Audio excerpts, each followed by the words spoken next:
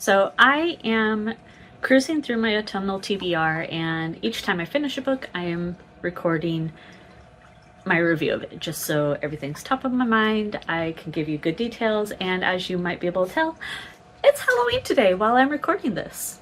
Yeah, the little alien from Toy Story, because I fucking love Toy Story. Anyway, it's Halloween, the best day of the year. And I finished The 31st Trick-or-Treater by Ben Farthing. I have nothing but amazing things to say about this. So we're going to start off this whole entire video with The 31st Trick-or-Treater. This has the best prologue for any book I have ever read. I want to say it's like the best prologue to just any book, any movie, anything. It was phenomenal. It's creepy. It gives you spine chills. Basically, this is supposed to be read as an advent, which is really, really hard because it's really good and all I wanted to do was plow right through it and I couldn't. So it starts off on Halloween night, and it's this little suburb that the main character, kind of the main character, everything's through this dad, Bob. Anyway, so it starts off with Halloween night. Bob's taking his 3 kids trick-or-treating. All the other trick-or-treaters are out roaming around doing their thing. And the little girl, he has 2 little girls and a boy, and the middle girl goes up to the door. She really wants to go see this house, and he's like, okay, fine. He looks down, looks back up. Gone. She's gone. Poof. Gone. And then it's just screams. Screams. 30 children disappear Halloween night. Into thin air. Nobody took them. They were just gone. Yeah. And so the dad turns into this internet sleuth YouTube type person where he's trying to find his daughter. He thinks the police are incompetent, which they fucking were. And he's really relying on his internet sleuth YouTube followers to help him figure out where his daughter is. Fast forward a year, it's October 1st, and one of the kids is back. So each chapter, something happens, and throughout all of October.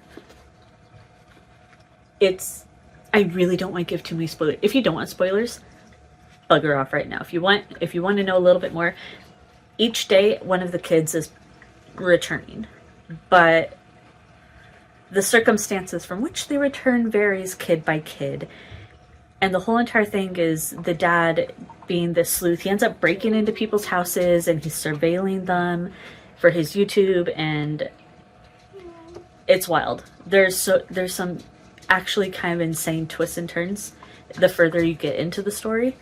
The mom who thinks the dad is just off his rocker, and the mom like turns to church to grieve her daughter who was taken, and the dad's like, you gave up. I'm gonna do this. And there's some family feud in there until, you know, the mom comes around at some point and other neighbors get involved. There's a whole entire murder aspect to it, which was a little bit left field there. That was phenomenal. It's really good writing. It sucks you in. Oh my god, it sucks you in. It is so good. I can't say enough good things about this. I gave this 5 stars. 5 out of 5 stars. Would recommend this and recommend rereading it like every Halloween or every other Halloween. So for the comfy and cozy part of my autumnal TBR pile, I read the Pumpkin Spice Cafe, which was, I guess, some viral thing in my trigger, and the Cinnamon Bun Bookstore. I'm just going to go ahead and lump these 2 together because why not? It's the same characters in them. This one introduces you to the characters in this one, and that one will introduce you, so on and so forth, and there's like 6 of these frickin' books or whatever. Anywho, if you go into this with the intent that it's going to be like some small town, cozy Hallmark movie, you're going to have a good time. I enjoyed it. It's pretty simple. They're quick read. They're addictively delightful in the fact that you can finish them in just a few hours in one sitting sort of thing. The words are very large on the page. Those are big words. Those are large words. So the 300 something pages does not matter. Just plow right through it. I thought the characters were lovable. The stories were cute. They're simple. Throw in a dash of spice in this. Just a little spiciness. I I don't read dark romance or anything like that, so I can't compare it to it. I mean, my spice level is like fourth wing in comparison. So this is less than that, but more than something. There's descriptors. It is open door, but it's not like the whole book. There's just, it's a dash. It's a dash. There's a little sprinkle. It's mostly just cute people, and God, I love the little friend group in this. They are so cute. I enjoyed it for somebody who watches shitty Hallmark movies during the holidays. 4 out of 5 I gave both of those on Storygraph, which if you don't have Storygraph, you should swap to Storygraph from Goodreads, because you just should. Alright, so the next book that I read in my autumnal TBR, we got a Sasquatch. This is Black Mountain by Greg Beck. This is a Sasquatch with a 10,000 year history hiding out in the Appalachian Mountains. He is not a friendly Sasquatch like we like to joke about here in the Pacific Northwest, where, hey, Sasquatch is my neighbor, good guy. Not a good guy. Not a good guy, Sasquatch. Oh my God, not a good guy. Nobody is off limits in this. Doesn't give a shit if you are the old lady, you are a little child, you're a dog, you're a newlywed. Does not matter who you are. You are fair game to the Sasquatch, who has 10,000 years just soaking up the rage of the Sasquatch clan to take their revenge on humans. Basically, it starts out 10,000 years ago. The humans at the time in the Appalachian Mountains in North Carolina were going head-to-head with Sasquatch, and they sealed the Sasquatch clan in this cave system in the mountains. I guess they survived for 10,000 years on whatever proto-something is living in the caves and whatever ecosystems. It's a whole thing. There is this a couple fun scientists in it that once they're clued in on what's happening, they're like foaming at the mouth, like, oh my God, is that Sasquatch? This is a cryptid. It's a real life cryptid. We have to get samples. Ha! Yeah. Totally a scientist thing. It all takes place in like this little Asheville, North Carolina, little town with a grumpy, not really grumpy, he's a sheriff who's just like, I'm sick of this shit. I really like him. He's amusing. He's got a deputy who I hate with a fiery passion, and they're trying to figure out why this dude's really expensive fancy cows go missing all of a sudden. And there's some newlyweds hiking on the mountain. For some reason, only the wife shows back up, and they're like, well, where the hell's your like gigantic husband? We know who he is. He's huge.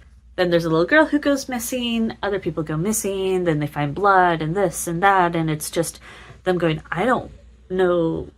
They thought it was a lion from a zoo that escaped, or a carnival. Excuse me. And obviously it's not. Obviously. So that's a whole spiel. Basically half of the book of them chasing their tail until the scientists get involved, because you have to listen to the scientists in this thing, because they're pretty often right.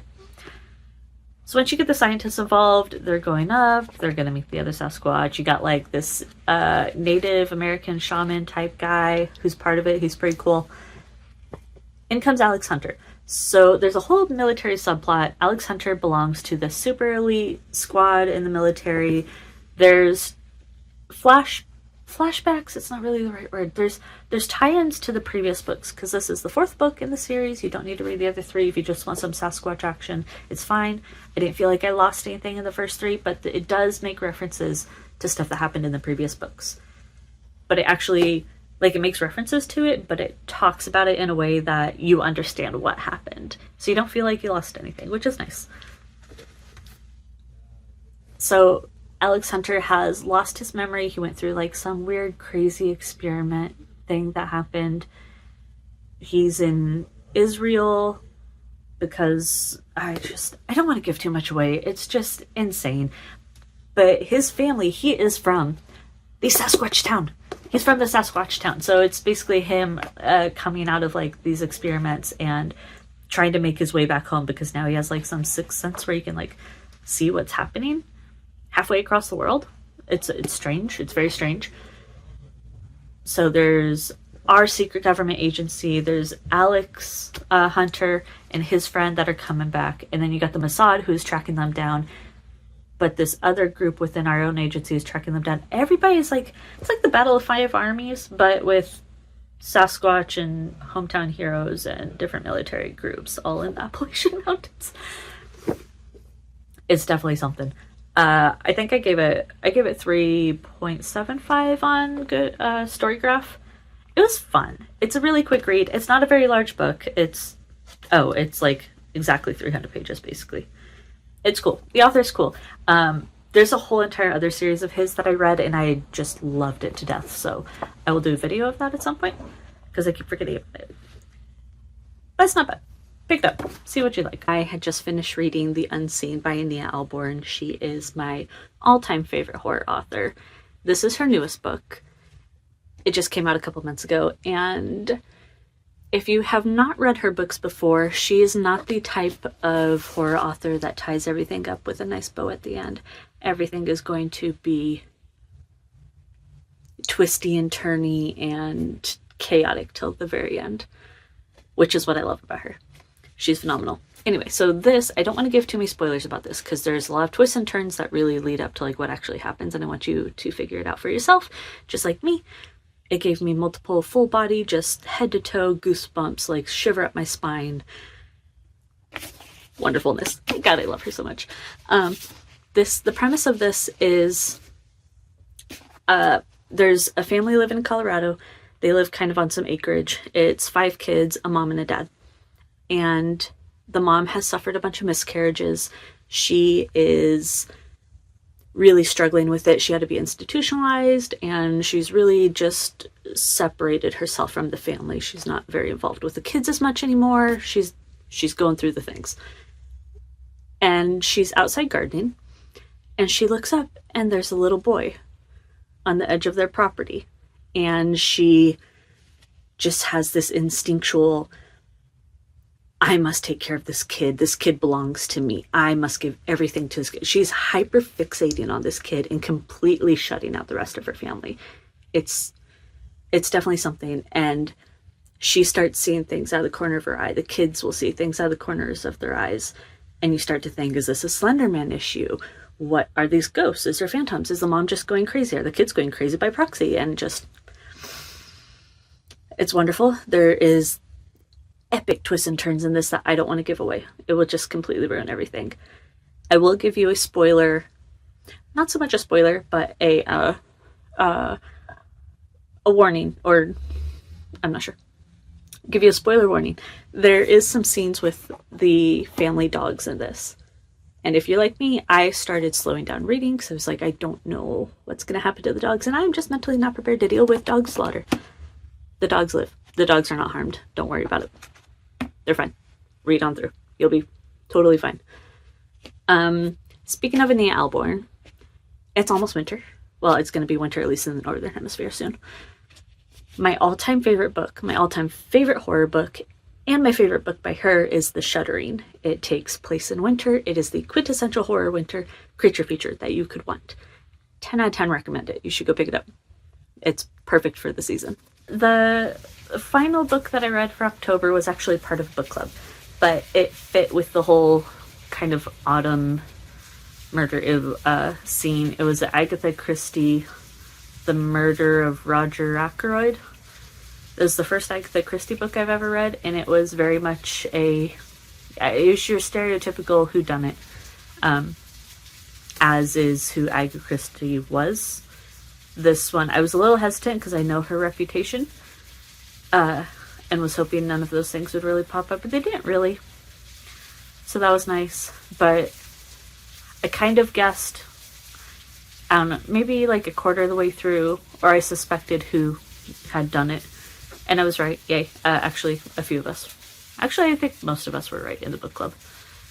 It was good, but I mean, it was good in the sense that it was a murder mystery whodunit clue type thing. It was so-and-so with the so-and-so and the so-and-so.